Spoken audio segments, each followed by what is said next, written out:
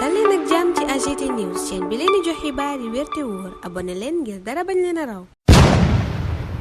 AGT News. Bismillah jërë ngeen jëf ci ànd bi ak AGT News xibaar yu bare yitteel yéene kaay ci altine tey ji fukki fan ak juróom-ñeenti weeru août atum 2024 bés bi la jour xëy ci Ousmane Sonko ak Bassirou Diomaye Faye ñi mu ne dañoo duut waa Benno Bokk Yaakaar paajal leen ci déclaration de politique générale bi journal bi tuddee ko dribble politique gagnant boobalib yéene kaay mel ni ku naan Ousmane Sonko fas yéene wuta dem assemblée nationale feek tasuñu ko Amadou Ba bu Pastef mel ni ku koy dëggal naan urgence bi bu ñu ko déclaré wul conseil bi am na fanweeri fan bu ñu ca yokkee temps bi ñu war a jël ngir jébbal seen xalaat njiitu réew mi muy transmission bi danañu yegg ci ñeen fukki fan ak juróom Amadou Ba nekkoon bu ñu tasee assemblée nationale booba Benno Bokk Yaakaar du seen sax takkandeerub Ousmane Sonko ca booba lépp journal Adjimir Gane Kanouté vice président groupe parlementaire Benno Bokk Yaakaar naan Ousmane Sonko bu deful déclaration de politique générale am offense au chef de l'état lay doon Bassirou Diomaye Faye moom réew mi quotidien naan ñu moo nar a doon ganub Serigne Mountakha Mbacké jaltine yéenekaay bi ne dana dem ca dëkk bu tedd bi jëm ci wàccaayu màggalub Touba bi Vox Populi it ma nga nu yëgal ne njiitu réew mi dana dem Touba tey moom Bassirou Diomaye Faye seeti Serigne Mountakha Mbacké jëm ci màggalub Touba gi ñuy wàcc journal bi ne waaye balay booba àjjuma bi nu weesu ma nga woon Yoff Vox Populi ne ba mu demee ca kër xalif général Layène njiitu réew mi rafetlu na fa taxawaayu kilifa diine yi ci Sénégal ñoom ñi def seen kéemtalaayu kàttan ba dal sax fi yéenekaay bi jamono jooju naan accident yi moom dalagut ma ngay wéy ba tey néew yaa ngay wéy di jóoru ci tali yi journal bi ne fukki nit ak juróom-ñeent ñàkk nañu seen bakkan ci ñeenti fan ci accident yu métti yéenekaay bi ne gannaaw juróom-ñeenti nit ña faatu ca Xuru Mbàkke alxamis beneenub accident ca Koumpentoum démb faat na juróom-ñetti nit ab accident bu am ca Mboro samedi ci guddi yéenekaay bi ne ñaari nit ñàkk nañu ci seen bakkan Sud Quotidien ne moom kay musiba baa ngay wéy la série noire continue la yéenekaay booba wax ci xëtam gu njëkk yégal ñu ne accident yi ba tey delluwut ginnaaw Le Soleil ne loolaa waral état bi diisal daan yi yéenekaay bi ne l'état corse les mesures ministre El Malick Ndiaye mi ñu dénk dem géeg dikk gi yéenekaay bi ne yégle na ni ay daan yu métti daanu ko teg ci kaw képp koo xam ne yaa waral accident yooya am ndax nee na accident yi fi mujjee am yépp dara waralu ko dudul ñàkk sàmmonteeg code de la route maanaam càgganteeg nit doo nga ko waral ngir loola yépp dakk nag réew mi quotidien ne état baa ngay waaj état généraux des transports publics journal bi ne ci njeextalu ay bés bii di week-end bi rek fukki nit ñàkk nañu seen bakkan ci accident juróom-ñaari nit ñoo faatu diggante Koungheul ak Koumpentoum ab jakartamaan ak kamu yaboon journal ba ne ca Mboora la nu ñàkkee seen bakkan gannaaw ba leenu oto mbëkkee ca Josmone benn nit ñàkk na bakkanam ci mbëkkante diggante camion ak oto 7 places Sénégal moom Les Échos ne ñàkk na place ba mu amoon ca institut pour la transparence des pêches ndax dañu koo révoqué ci statut de pays engagé ga mu amoon journal ba ne kon sunum réew jàppeetunu ko réew moo xam ne wàllu napp ga nañu koy doxalee leer na yéenekaay bi ne lii lépp nag li ko waral bokk na ci càggante ministre Fatou Diouf journal ba ne lettre ba ko PCA ba bindoon doon ko fàttali taxawaay wa moroon am ca loola fukki fan ak ñeent weeru ut tontu bu ko ca Waly Diouf Bodian njiital port autonome bu Ndakaaru moom ma ngay tontu ca booba lépp yéenekaay